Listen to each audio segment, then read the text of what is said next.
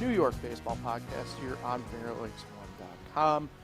Thanks for tuning in. Paul Russo, joined as always by Kyle Evans.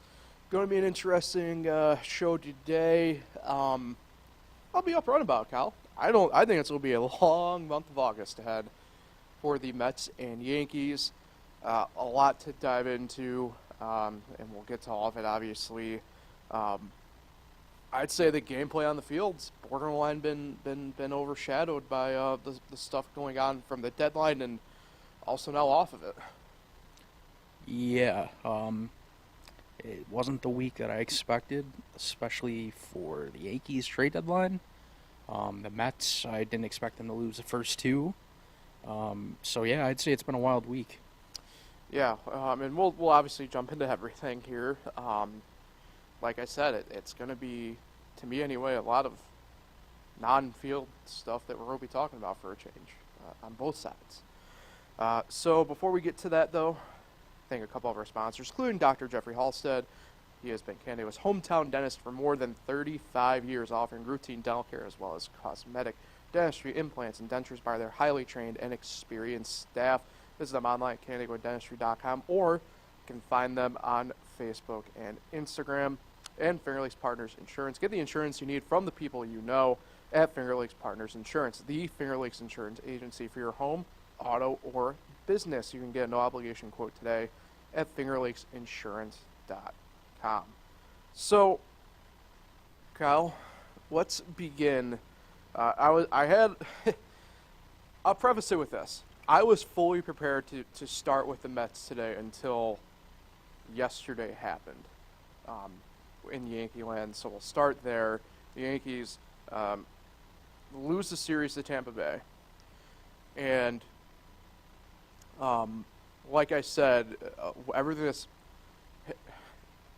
that's now in my mind transpired over the course of the past, honestly, 3 days, not 2 or 1, but 3 days, because of yesterday, has certainly overshadowed what was, frankly, an ugly series against Tampa Bay, who this Rays team at this point is very beatable.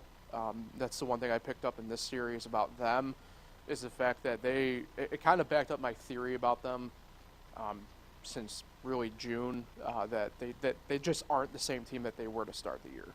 And a lot of that has to do with pitching and stuff like that. And frankly, I think the Yankees left a lot on the table within this series. So I guess before we go any further, we'll hit that quickly here for a minute. Did you feel at all the same way that I did about that type of stuff? Because I felt anyway, like I said, to me, it's not like Tampa Bay really, I guess maybe outside of Monday, and even then, the door was open for the Yankees to at least try and get back into that ball game. Yeah, I mean, if they had any kind of offense for the first 8 innings on Monday night, I think they could have won this series. They had just 3 hits in the first 8 innings, and then, kind of finally got going there in the 9th, but it was too late. But yeah, I think if the Yankees' offense wasn't struggling like they have been, and this was like a different team playing the Rays, they probably would have grabbed the series. So I guess we can start with Monday and kind of work through the events that did occur to get to the point we did yesterday with Domingo German. And I know it's going to be cynical of me, and I was kind of thinking about this the past hour or so, but I think I'm willing to accept if I come off a bit insensitive here. It's something I'm willing to accept in this sense. Monday, German was scheduled to start. I think even when we got done with the podcast, everything was still at 2 o'clock on Monday in the afternoon. It was still planned that he was starting Monday. Fast forward, maybe not even a half hour to 45 minutes, and we got done, and we see some first trickling of stuff going on, right? I think that's where we first saw technically Ron Marinaccio get optioned down to AAA to Scranton. We were kind of wondering a little bit, what's going on here? We know Ron's been struggling, but there has to be some sort of move in order for that to happen at this point. Brito gets called back up, and we get to that point of we learn that Domingo German scratched from the start dealing with some kind of issue. Turns out to be discomfort in his armpit. But he comes in the fifth inning, shuts more or less the Rays down at that point. It was weird. Like I said, the events of everything. Tuesday, fairly calm day with the trade deadline in this sense, which we'll get to anyway here in a bit. To yesterday, and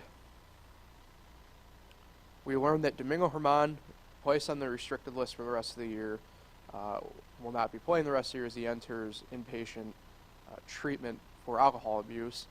And it stemmed from an incident that occurred Tuesday night, or sometime Tuesday, as I'm going to call it here, because like I said, I feel very cynical about kind of, I guess, the whole entire thing in this sense. And now it's kind of caused this cavalcade of events. First and foremost, Cashman, speaking yesterday to the media, said that he didn't know about the incident before the end of the trade deadline, which I frankly don't believe at this point. Only because the Yankees in the past, and everything that we know, they kind of take this, I'll call it, deliberately confusing approach to things, to whether it's mask, cover up, whatever, whether it's players or events that occur. And this has been an ongoing thing now for the better part of a decade, frankly, whether it be injuries or situations like this. So we have all of this, and through the whole night, it ends up kind of, like I said, it even took away from frankly what ended up being a really good game for the Yankees on the field. And that's what I mean by everything really occurring in the past few days with the Yankees covers kind of the on-field product and what we probably should be discussing right now. But instead, we were talking about who has frankly been, and I go back to when he threw the perfect game, where I have to eat my words. Clearly, Domingo German has not been keeping himself out of trouble or anything like that. That's pretty apparent now. And I do hope from the human element of this that he gets the help he needs, and it sounds like he is in this situation at the moment. But from the baseball side of things, he can't be a liability any longer. He just can't. I will take that stance. If he is back in the pinstripes next year, I really hope that there are people who, quote unquote, are above us in terms of media stature and stuff like that, Kyle, who ask the hard-hitting questions at this point. And frankly, I wish there were more of those even yesterday into last night. Because Cashman had to hold another impromptu press conference before the game yesterday. So that is my stance on it at this point. The incident is something that the Yankees aren't discussing. It sounds like they knew or do know what happened. The betting man that I am, I believe that I think the rest of us will find out eventually, because stuff like this just leaks and it will happen. I'm of the belief that I think it had to have happened somewhere on the Yankee Stadium property in order for this to be kind of as clouded as it already is even. If this was something that happened in the public space or anything like that, there'd probably be a police report or something like that on it. So I think as of right now, that's where kind of everything just kind of stands with German at this point. Yeah, I think you said it pretty well. It was a weird situation all week with him. I do agree with you that he can't be back in pinstripes next year. Just way too many incidents, too many distractions with him. Yeah, he's had some good games throughout his Yankee career. Obviously, the perfect game was really nice, but yeah, I think he's had his chances, and this Monday should have been his last appearance in a Yankee uniform. And who knows even what his future is in baseball. I mean, I'm sure a team would still, add him to the roster, but how is his whole alcohol treatment going to go? Right. And if he keeps getting himself in trouble, I think teams won't want any part of him. I think it's troubling, too, and I kind of skimmed over it, but I do want to highlight a specific portion of the statement that Cashman had yesterday, and that is the fact that his alcohol alcohol abuse is apparently a very chronic thing, and it is affecting himself and his family. And if that's the case, I go back to this as well, as how have they been on the sidelines knowing that this has been the case in this situation as well? Nothing was directly said that his previous issues involving domestic violence and spousal abuse are one and the same here, but I would have to imagine, admittedly, in my opinion, there has to be some sort of correlation at this point. And I go back to the fact that it's clear he's getting the help now that he needs, but why wasn't there, I guess, systems in place before for him for this? Because there is, within the union and the league itself, they do have these parameters.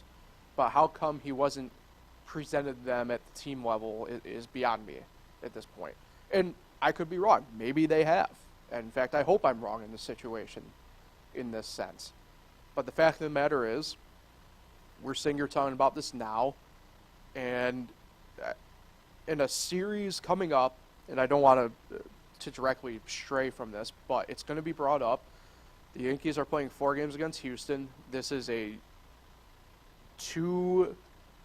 two-pack of games on a Thursday night, which is a rarity in this situation, and Friday night, which is a non-rare situation anymore, that have national broadcasts going on, including one on network tonight on Fox, where, and I love the guys working this, why we'll shout them out, but Ken Rosenthal is part of the broadcast tonight. And this is where I hope that maybe somebody does actually ask somebody a pressing question at some point about this. Because, frankly, in my opinion, in this day and age, it's borderline inexcusable everything that happened during this, like I said. I do want to touch, obviously, this isn't the first time a Yankee pitcher's dealt with this. CC Sabathia is the main one that sticks out, obviously. Different situations, obviously. CC got the help he needed and came back just as good, if not better, than he had been the previous 2 years prior to him going into treatment. And the other one that sticks out, I could go into some annals of stuff here, and I know, like Darryl Strawberry was in rehab and stuff like that. But the only other one that sticks out to me from my viewing experience was a guy by the name of Sean Burrows, and I know very few collectively probably even know that name. Do you even know that name, Kyle, by chance? You know? Okay, so his dad, Jeff, played in the big league, so there's a pipeline here. But he was a third baseman prospect for the Padres, and he was going to be very good, but had drug issues involving pills and stuff like that, I believe. And he went into rehab, and he had a long recovery.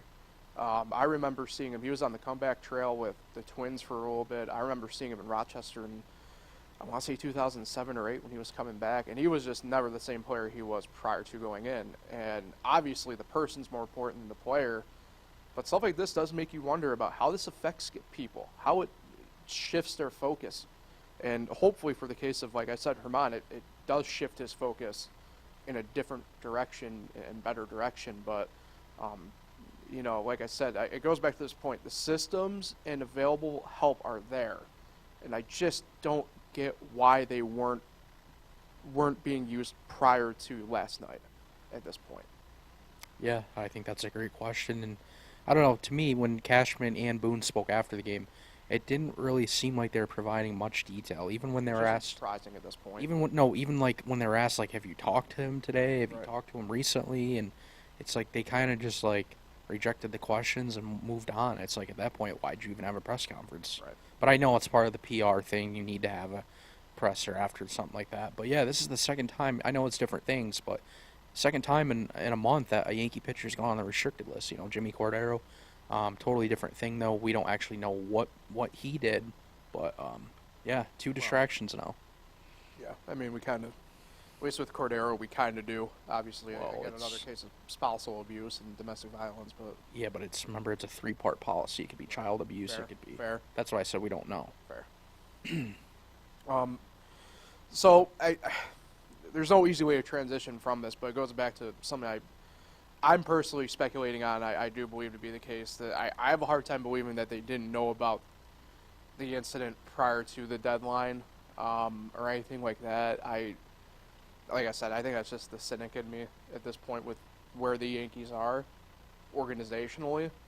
Um, let's talk about the trade deadline a little bit for them, and we'll discuss obviously the moves here in a second too. But I mean, safe to say the Yankees get an F for the trade deadline, in my opinion. And I'm not saying that they had to maybe outright buy, and I'm not saying they had to outright sell, but they went into it, and there are people on record, other teams, executives, who frankly are miffed at what they were trying to do. You know, they themselves couldn't tell if they were outright buying or outright selling, and if they were selling a player, the main player in this that I've seen in the headlines about this has been Harrison Bader mostly, where they were asking just absurd prices for guys who probably didn't deserve as high prices. And this is now, the second or third deadline in a row kind of where it's like, what is the game plan here? And I thought it was interesting yesterday. Kyle, I'm sure you've seen the John Boy weekly interview that they have with Boone, and I don't think they were asking him for the most part questions that should have been answered by him. There's one in particular that we aren't going to really obviously touch on here, but like pinch hitting Judge or any player, frankly, in different spots. That one's something you can ask the manager for, but the fact that Boone has to be your talking head on front office decisions is not good, more or less at this point. And furthermore, this is a team that when they quote unquote sold in 2016 got back obviously a ton of good prospects and stuff like that, for whether it was Chapman or Andrew Miller, etc., that they were actually even competing to the last week still. And I'm not saying I expect the Yankees to compete to the last week still or anything like that. I can still see them in the hunt at that point still this year. But the fact that you make moves for a guy who got DFA'd and a guy who has just more or less at this point been a journeyman middle reliever who frankly is probably a quad A player, and those are your moves, I just don't see a path for this team to the playoffs if that's the case. And furthermore, I don't see a path to where we see the Yankees have any sort of substantial change going into next year at this point, to be honest. Yeah, I mean, they added a reliever to a bullpen that, it could use some help. More help is great, but they already have the best bullpen in the league. They're getting Jonathan Loáisiga back. It's just that move made absolutely no sense. Yeah, they didn't give up like a ton for it, but why do it? Right. At that point, just don't do anything. And that was almost the case. It took the Yankees until what, 5? I think it was 5:57 passing. 5. Yeah, I was about to say was it that late? Because I tweeted 5 minutes left, and then Passon's tweet. Right, that's right. Came right after. Yeah. And to that point, the Yankees were the only team to not make any moves. Period, more or less. They had the worst deadline by far. Like I said, I think it's unequivocally, if you were to grade it, an F. I don't see another. I wouldn't even entertain a D-. I don't see how this was any sort of passing grade for the front office on this one. Yeah, awful. Great. So I'm assuming you're F2 then? Oh, yeah, absolutely. Okay. All right, let's discuss some roster moves and stuff like this here, because now, anyway, so for the Yankees, Nestor Cortez, there was going to be another rehab start, and that's not going to be the case. He'll be taking German's spot in the rotation on Saturday. It had been either Saturday or Sunday, but apparently they're locking in with him on Saturday, and Rodon will go Sunday. He'll be on, I believe, I saw a 60-pitch limit, so I don't want to have the bullpen ready. Yeah, I was about to say, I don't want to be that guy. I would just assume whether you bite the bullet and select somebody from Scranton or honestly, he's already on the active roster for up on being up. Just start Brito there. Yeah, he's probably going to be the long man for that day, I guess. They're probably going to try to avoid him until then, and Right. he's going to be the long man. But yeah, I don't think Cortez gets past the fourth. No, I don't want to be that guy, but does he get out of the third even? Yeah. Potentially? I know with that Astros lineup, they could make him throw a lot of pitches early on, and yeah, I mean, I guess they're just doing what they think is best, but Right. I don't like the decision. I don't even like the decision for tomorrow, as you're probably going to talk about. Yeah, well, which we'll get to with that. So interestingly enough, a guy that we haven't talked about in about 2 weeks, even though there has been some stuff on him, just to me not noteworthy until now. Josh Donaldson, he's actually resumed some activity, taken some infield, done some sort of batting practice. We're only really 2-3 weeks removed from his injury that placed him on the 60-day injured list, which means we are barely a third through that stint. Yeah, I think it's mid-September when he's eligible. Yeah, I'm not too sure what's going on there, but again, I don't know. If this was back in May when I was like, yeah, I'd like to see what the lineup could be like with Donaldson's at bat back in it, but we know what he's going to be this year at this point. I don't know what to make of it.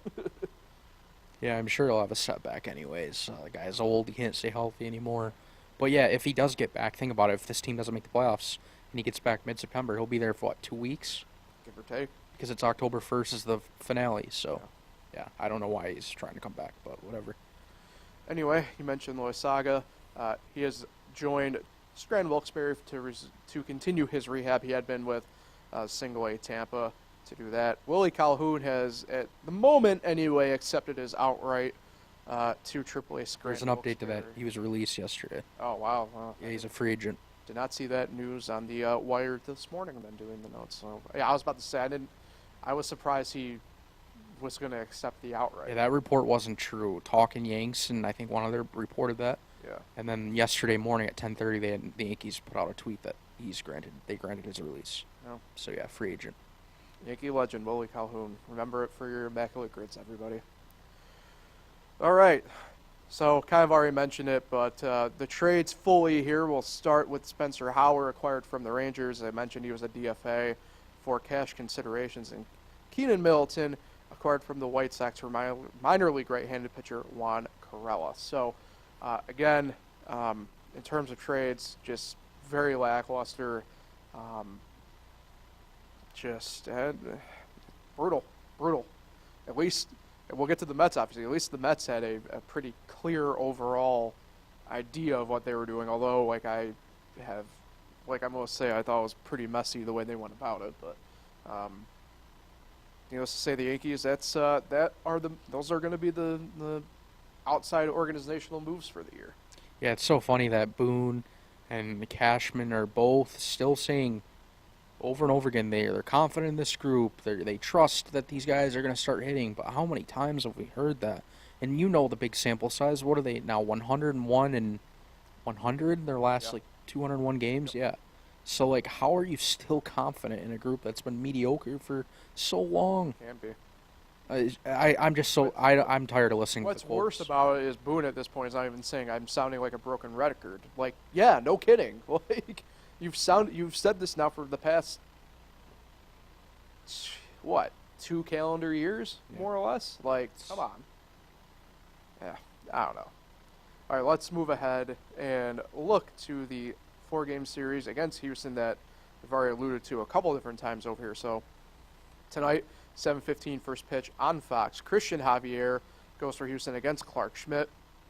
Is it weird that collectively might be the best pitching matchup? What a time to be alive. Friday, tomorrow night, 7:05 on Apple TV+. Hunter Brown against Luis Severino. Circle back to this in a minute. Saturday, 1:05 on Yes or MLB Network, depending upon your market. TBD for the Astros against Nestor Cortez. And then Sunday, 1:35 on Amazon Prime will be TBD for Houston against Carlos Rodon. Framber's going to be in there somewhere for Houston coming off the no-hitter. I would suspect Verlander's got to be one of those 2 TBDs as well. I'm guessing for them it's just a matter of letting them pick which one wants to kind of go where for their sake and kind of going it from that point. But I don't have any faith in the Yankees even try and remotely sniff a split here. I do think they get one because of just the adage of it's hard to sweep a 4-game set, so I'm sure they'll get one in there, but this is going to be an ugly series, and I'll turn it over to you here for the bulk of this. I'm with you, though. Thursday and Friday night into Saturday, apologies to Clark Schmidt for tonight, I did not mean, I tripped over my words there. But Friday and Saturday, I just feel like there will be very taxing nights on the bullpen, taxing days on the bullpen. I don't, like I said, I don't understand the logic here. I would rather just go Brito, and now talking out a little bit, I wouldn't mind seeing Brito in either Friday or Saturday slot over Severino or Cortez, to be quite honest. Yeah, I think you nailed it there. The problem with Severino is when he's not on, he gets lit up in the first inning, meaning the bullpen would have to cover, at least 7-8 innings. And that's a problem because you have Cortez who's on a pitch count Saturday. So, yeah, you're right about the bullpen potentially being taxed. And then going into that Sunday game, you might have to make another move just, for a bullpen piece. But, yeah, I don't like the decision. I guess maybe that decision helped a little more because Herman is now out of the picture. But still, you said it right. Johnny Brito could start. Randy Vasquez could be called up as a long man for Saturday if needed. I mean, and I know he's been doing bullpen stuff, but I mean, we know Devi at least has the stamina from being a starter that he could, at the very least, be that long guy as well that you could stick in there. Yeah, and I've noticed they've been going multiple innings with Ian Hamilton. Ian Hamilton's kind of turned into the Michael King where they go 2 innings when they make appearances. So maybe they're banking on that this weekend. I don't know. I don't know about any of the moves this team makes anymore. There's 54 games left. I'm just ready for it to be over, to be quite honest. Yeah, I mean, I just, like I said, I think it's just going to be an ugly series. Like I said, I think it's collectively going to be an ugly month for both the Mets and Yankees at this point. What faith do you have in saying that? Like I said, I think the bright spot for the Yankees would be just a true split of the series, but I just don't have the faith in it. I don't. And even Carlos Rodon, I mean, did you see the other night? He only went 4 innings because he threw 80 or 97 pitches in 4 innings. 96 or 97. Yeah, outrageous. So if he does that Sunday and say Verlander's starting that day instead of Saturday, I mean, you're out of the game. Yeah. So, yeah, I agree with you. They're probably going to find a way. I'm going to say it. I hope they don't, of course. But, yeah, give me Houston 3 or 4. Yeah. Yeah, I mean, I don't see a way outside of it being that. Unless barring, as I always say, barring baseball, this kind of happening, I just don't see a way that's not the outcome that we're talking about on Monday. Yeah. All right, so let's transition over to the Mets. So they're 20 minutes away from the time that we're talking right now from beginning the rubber match of, what they hope to be the rubber match of their series against Kansas City. They're already designated to lose the series against the Royals, dropping both games so far in Kansas City. I think a lot of this kind of stems from their trade deadline, though, and I think that's where we'll kind of jump in. They're selling, and we kind of had the hunch of that was going to happen because obviously we come in Monday. We already had the Max Scherzer trade at that point. We knew what was kind of going on, and you got the sense that, right, they're selling. They're going to try and reset and retool for next year, except that doesn't appear to be the case. And I think this is where we kind of jump in with this now. And this is what I mean by it was messy. It kind of comes out Monday night. I remember seeing it. That Billy Epler talked with Max Scherzer about, what the quote-unquote plan is for the Mets. And Max was the one who was asked about the Robertson trade, and he was miffed by it and baffled by it. And he was more or less told, right, we aren't looking to compete going into next year even. So, of course, if you're Max, and in this case, obviously Verlander, you're going to waive those no trades. You're going to take those trades at this point. And you fast forward to obviously Tuesday, the trade deadline, and more or less yesterday, Wednesday, and all of a sudden, Steve Cohen and Billy Epler talked about how, like, we had these conversations with Justin, too, and it comes out that they had it with Pete Alonso, that they don't expect to compete this year now. They don't expect to even compete next year. They're looking at 25 and 26 to be the next window. And if that's the case, I think, frankly, they still might not have gotten enough in return for a couple of the guys. And I know it sounds crazy and whatever, but let's take a look at the Verlander trade to Houston, for example, right? So Verlander gets traded to Houston for outfielders Drew Gilbert and Ryan Clifford. And Gilbert's the main one in this. If you're a college baseball fan, you recognize that name, right? Former outfielder from Tennessee, big bat. He's still not going to be big league ready in 25, in my opinion. And I think 26 might be that early window when he comes up. But if this regime is still in charge front office-wise, a.k.a. Epler, I don't have faith that he's going to be there in 26. Epler barely has apparently the faith to have Vientos up the whole year or to have Mauricio up the whole year. Mauricio hasn't even been up yet. Like, I just... If you're going to be doing this retool and whatever, you still try and get top-level prospects that are at least about to exit AA and go into AAA, in my opinion. And don't get me wrong, the Mets still did the right thing by selling. I'm not saying it was the wrong thing. I think it was the right thing, but these returns that they got, to me, and what they told the play, the part to me that really just makes me the most, frankly, mad, to be honest, and this isn't the first time we've seen this with Epler, right? I mean, he's fumbled the bag with the Angels, right? And he's doing it again with the Mets. And I don't need to say about the Angels. He had Trout and Ohtani at the end of his tenure, and he still messed it up. And that says something given the current Angels front office that up until this trade deadline was messing it up too, but that's beside the point. It's pretty apparent Epler has his track record, and I'm not sure if he's going to be the guy for the job moving forward either.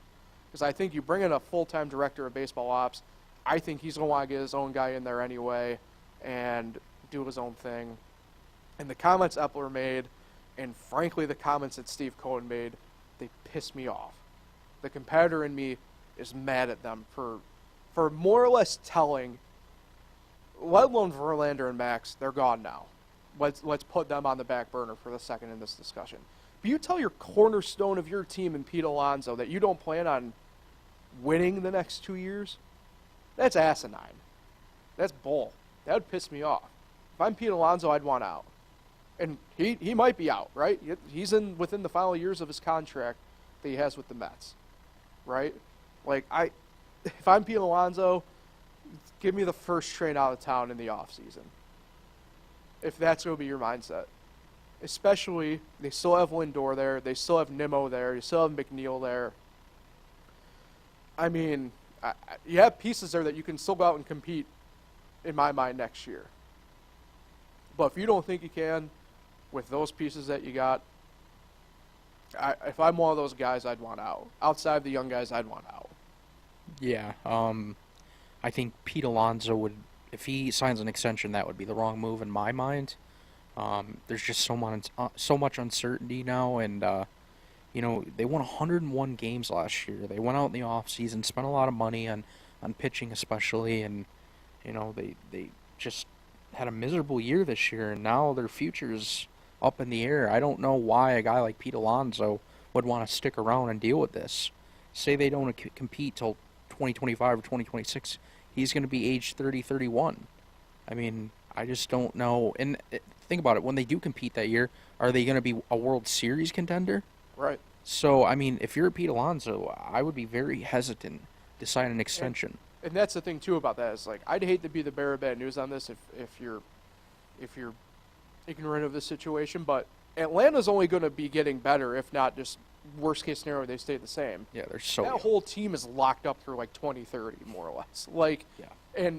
And I know this is a different type of podcast for a different day, but I said this to my one friend yesterday. Like, to me, it's never been more clearly one team above everybody else in the big leagues, but that's frankly just the Atlanta Braves right now. The Atlanta Braves are by far and away the best team in the big leagues, and I don't think it's close, and I don't think it's a discussion.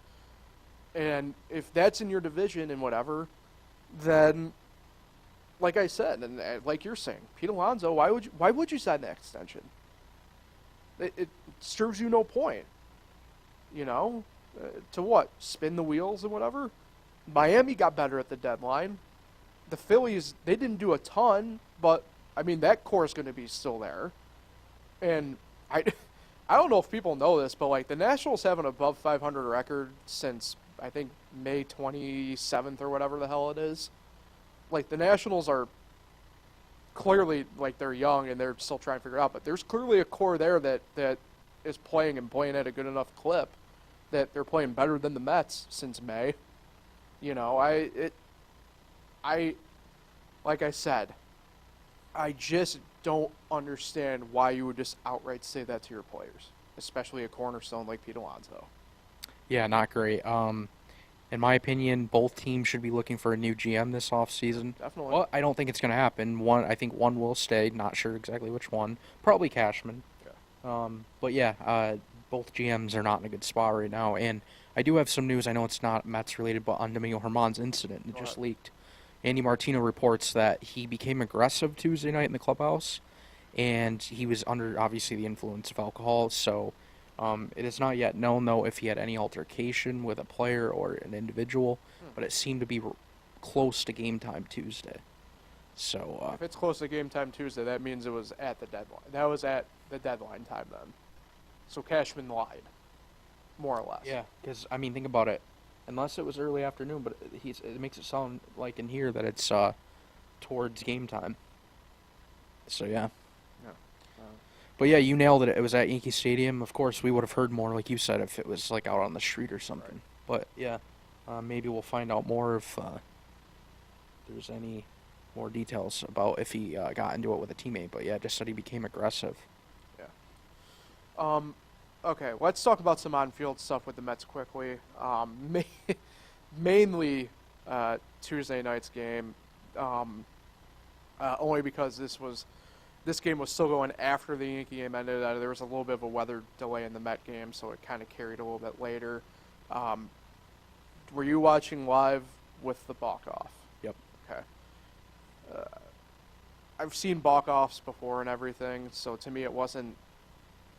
The actual act wasn't crazy. I think it's happened actually a couple times this year even, but the way it went down, where they were trying to sell it as he was having a pitch comm issue, and very clearly, and by the way, in my opinion, the best ump in the big leagues, and Tom Payne was the one who called him on it with the balk, right? Was the one who called it, and they were trying to sell him like he was having a pitch comm issue. The leg clearly twitched, And I feel bad for Josh Walker, because Tuesday must have been a whirlwind for those handful of guys who were in Syracuse, flew to Kansas City. Oh, by the way, we're standing in the hotel lobby all afternoon because they couldn't technically go with the team yet because of the trade deadline. To end up in that spot, it's tough. I don't envy the position that he was in. And I was never a pitcher, but you were, Kyle. It's not that hard to just step off the rubber. If you're caught in a pickle, you have the disengagement. Use it to your advantage. If you're stuck in the middle like he was like that, and just figure it out. But instead, as I call it, it was the most Met loss I've ever seen Met. Yeah. If there was a team to lose that way, I would think it would be the Mets. But yeah, it was. You feel bad for Josh Walker. I mean, he came into that bases loaded? Yeah, bases loaded. It was a no-win situation. 2 outs, bases loaded. Yeah, it's the Royals, but man, I don't think it was 2. I think it was just 1. Oh, I thought it was 2 outs. Maybe it was 2. He hadn't thrown a pitch. That's right, yeah. So, yeah, I mean, you feel bad for him, but at the same time, I mean, these are well, he was in AAA, but these are guys that know better. Yeah. So, yeah, tough loss against a really bad team, and then it got worse last night. Yeah, last night was just whatever. Like I said, I think this is now a Met team that, much like the Yankees, it's going to be a long month. The dog days are here, and it's going to be long. Yeah, and it's one of those things for them where I kind of wonder, it sucks. I think at this point I don't see Wade Buck's probably there next year.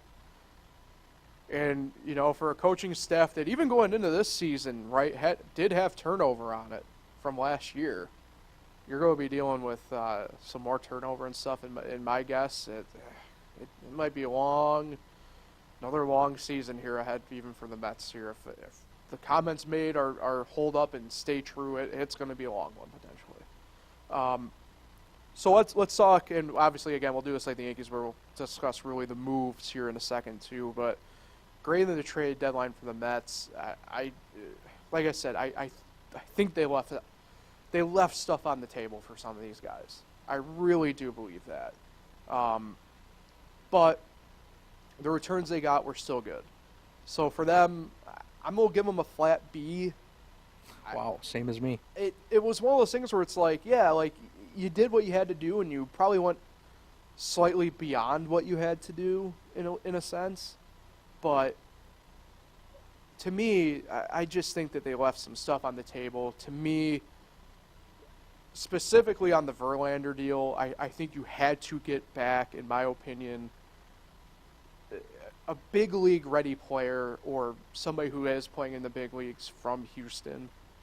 And I get that, like, maybe they just didn't quite have that, and I understand that. But like I said, for the guy who ended up probably being the bell cow for the trade deadline, because he has been the more consistent of the two between him and Max Scherzer this year, I figured, and I in my opinion, the return had to be better than it was, even though it was good. And that's why I kind of think it was just like a B. It's like when you get an 85 back on a test in high school back in the day, or in college back in the day for us, like, it's like, yeah, all right, passed, perfect. I did really good, but it's pretty apparent that you left some stuff on the table that you could have gotten done.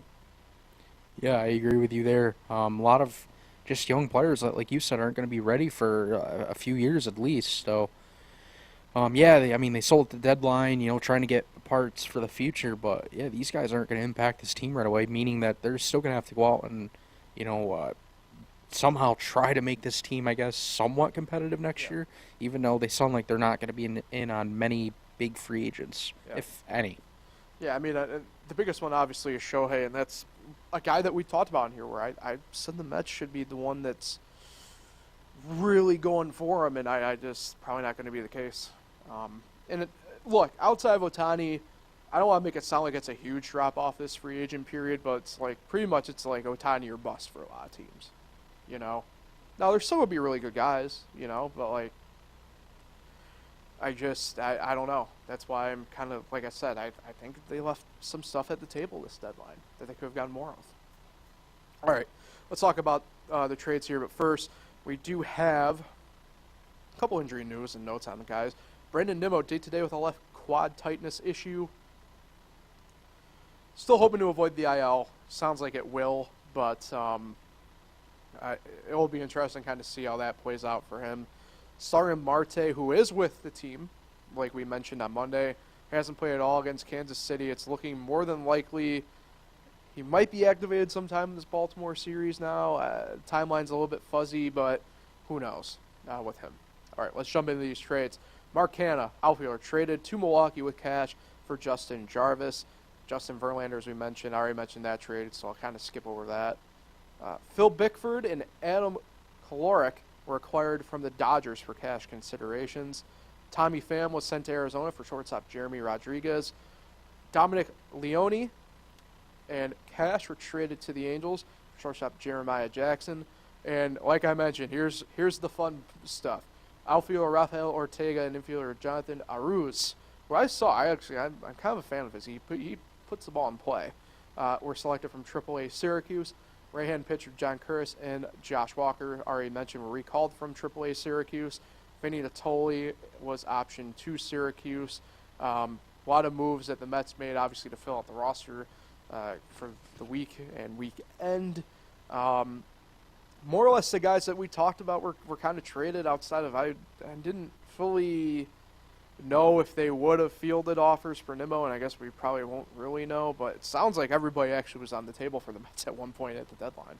Yeah, with 20 minutes to go, Joel Sherman said that they were still getting calls on Ottavino and Rayleigh, which I'm shocked that Leon was traded over those two. There we go. I thought for sure at least Rayleigh would be on his way out.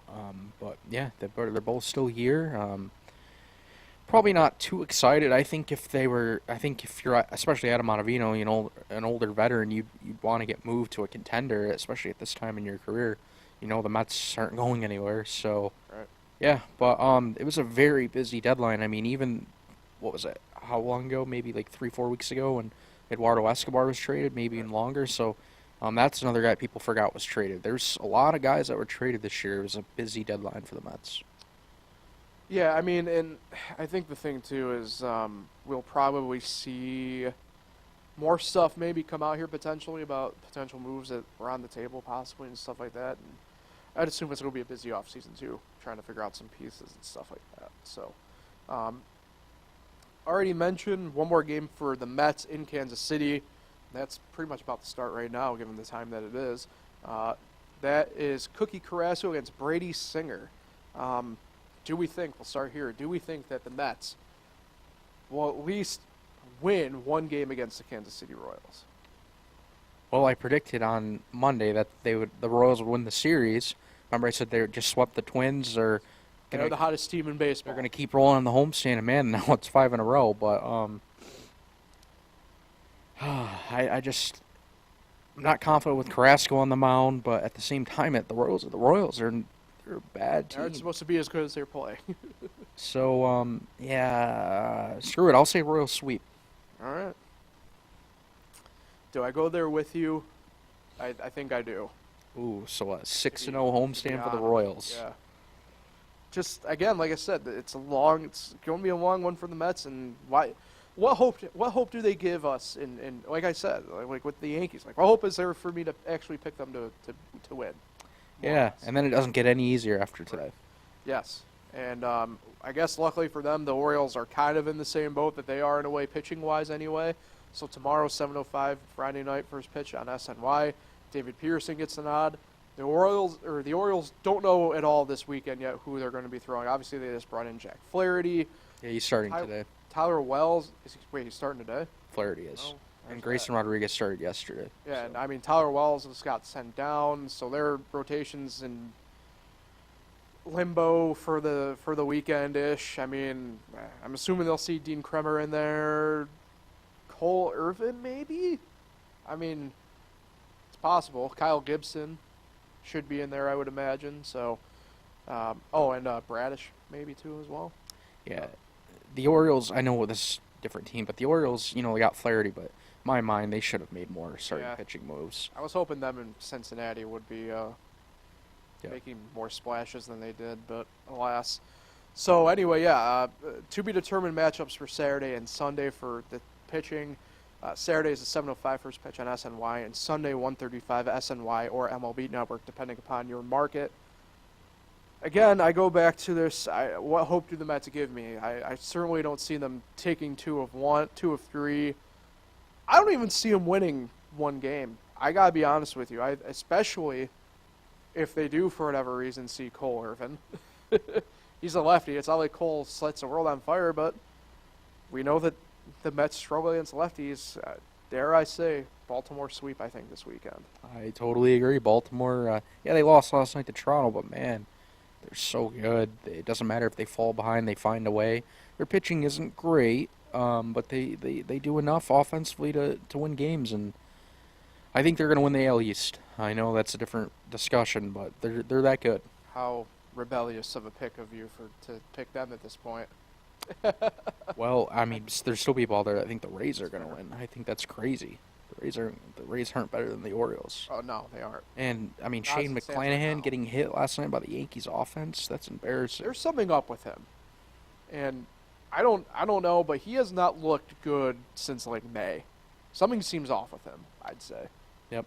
But alas. All right, before we get out here, I do want to talk about Rochester and Syracuse here for a moment.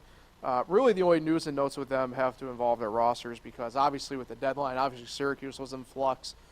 Washington didn't really make any deals, but they still had some movement going on. Rochester, they're in Scranton, Wilkes-Barre this week. They've actually lost both games to open the series against the Rail Riders so far. So Jake Lou recalled to Washington. Catcher Jarrett Gonzalez and left-hander Alex Troop were assigned from Double-A Harrisburg. Carter Keyboom's beginning a rehab assignment. He has joined Single-A Wilmington for that. Drew Millis, the catcher, placed on the temporary inactive list. Shortstop Luis Garcia was optioned from Washington, as was reliever Hobie Harris. So be interesting to kind of see a guy who was really red hot to start the year for the Red Wings in 2022 rejoin. And it already joins a pretty, in my mind, star-studded infield with Jeter Downs and Darren Baker and Eric Mejia, who's played really well as well. So plus, first base being kind of, I wouldn't say outright log jammed up, but, they have Blankenhorn in there, and Knoll, and Matt Adams. So some decisions to be made by Matt Leroy in Rochester when it comes to lineups here. Anyway. Yeah, how many years do you think it's going to be before the Nationals are competitive again? And I mean just playoff competitive. I mean, I wouldn't be surprised if they're sniffing next year, to be honest.